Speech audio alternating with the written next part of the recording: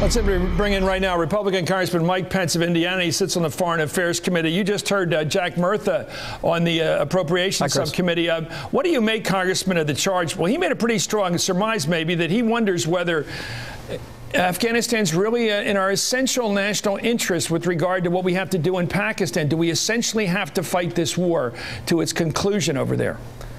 Well, let me say, I thought one of the high points of the president's speech last night is that he did take the time to walk the American people back through the story of our military engagement in Afghanistan. The president said last year Afghanistan is a war of necessity.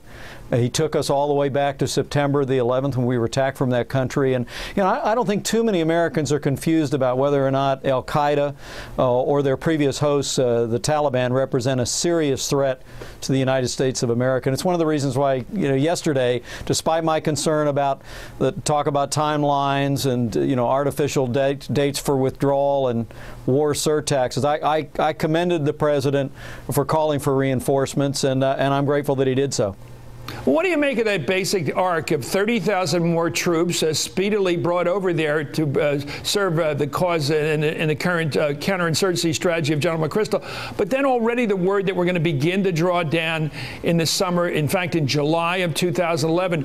I mean, we all are in the internet age. We can only assume that the Taliban learned about that within seconds.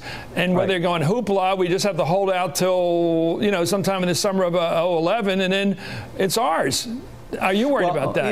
Yeah. Well, I think it's very problematic any time in a field of battle to tell the enemy when you'll quit the fight. And I raised that issue with Secretary Gates today at the Foreign Affairs hearing. He himself, Chris, as I'm sure you know, as recently as September, spoke against timelines and exit strategies. I rather liked your characterization last night that if that the Taliban would put up, I think you said, a post-it note and say, well, if their surge is beginning now, then our surge will begin in July of 2011. What we ought to do, what Secretary Gates said as recently as September, is we ought to make a commitment to win, provide our soldiers the reinforcements that they need, and send an unambiguous message that we're going to achieve a decisive victory and get our troops home safe as soon as possible. Congressman, along that lines, here was John McCain, Senator John McCain, at that hearing you talked about with Secretary Gates. Let's listen. You either have a winning strategy and do as we did in Iraq, and then once it's succeeded, then we withdraw. Or we, as the president said, we will have a date beginning withdrawal of July 2011.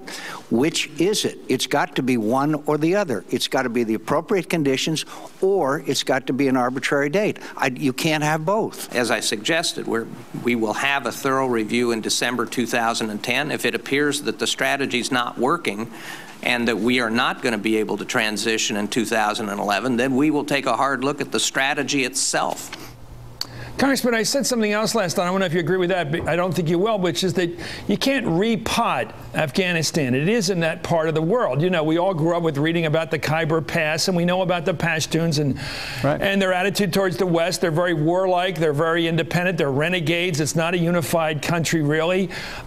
Do we really have a chance of changing the nature of that country in the reasonable near term, like 5 years even? Can we do it over that period? Or can we even, and Jack Murtha was raising the question, we might be able to make a change in 10 years, but the American people will not submit to a 10-year war plan. Your view? Well, I think I think we are talking about an extraordinary people when we talk about the Afghan people. I've been to Afghanistan several times. I've been to the Khyber Pass.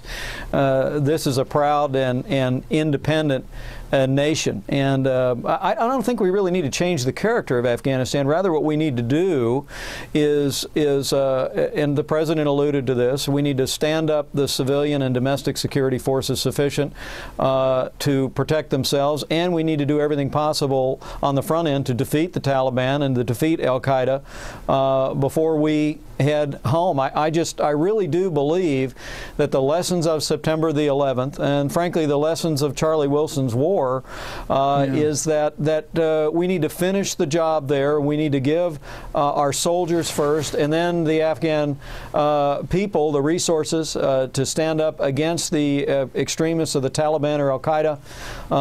I'm believing that the counterinsurgency strategy the President embraced last night will work if we give it a chance in Afghanistan every bit as much, Chris, as it worked in Iraq. We're employing the basic surge strategy that did turn things around in Iraq in 2007, and I appreciate the President for embracing that.